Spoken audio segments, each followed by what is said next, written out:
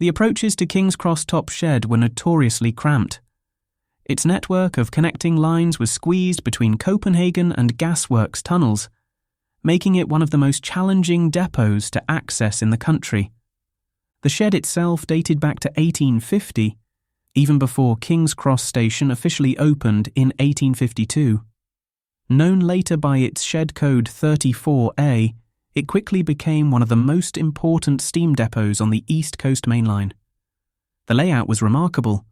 An original 25 road running shed, later joined by the Midland Roundhouse in 1859, and by the 1930s, the so-called Met Shed, which handled suburban tank locomotives.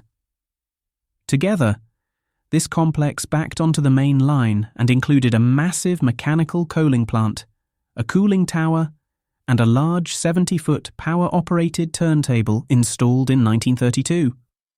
In its heyday, just after nationalisation in 1948, KingsCross Top Shed boasted an allocation of more than 160 locomotives. These weren't just the famous express engines like Gresley's A1s, A3s and A4s, the legendary Pacifics that hauled trains to Edinburgh and beyond, but also humble workhorses such as the J52 and N2 tanks that handled the suburban commuter traffic pouring in and out of London.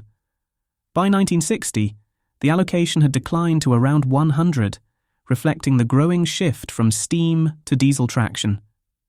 Top Shed also played an important role during wartime. In the Second World War, as in the First, women became a major presence on the railways.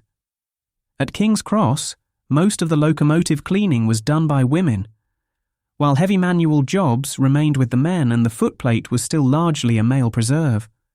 Locomotives such as the V2s, introduced in 1936 and still being built well into 1944, could be seen running across the turntable beneath the distinctive five-arch York Way Bridge that overlooked the depot. One of the shed's most visible landmarks was its mechanical coaling plant, capable of holding 500 tons of coal in huge internal hoppers. Wagons were hoisted up its side and tipped to fill the storage bins, while even the largest tenders, like those of the A4s, could be filled in just minutes.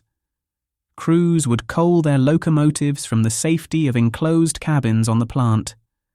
An A4 such as Miles Beaver could then move off to take on water, up to 5,000 gallons at a time. For decades, Top Shed was the beating heart of KingsCross operations, but time caught up with it. With the decline of steam and the rise of diesel traction, its days were numbered. In June 1963, KingsCross Top Shed finally closed. Within a year, demolition teams had cleared the site, erasing almost every trace of what had once been one of London's great locomotive depots. Today, nothing remains of Top Shed. The site forms part of the huge KingsCross redevelopment area, filled with offices, apartments, and public spaces.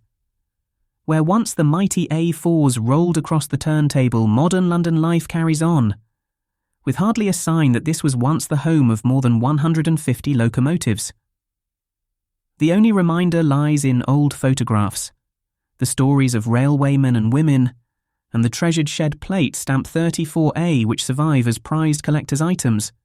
KingsCross Top Shed may be gone, but its legacy endures in railway history, an essential chapter in the story of steam in Britain.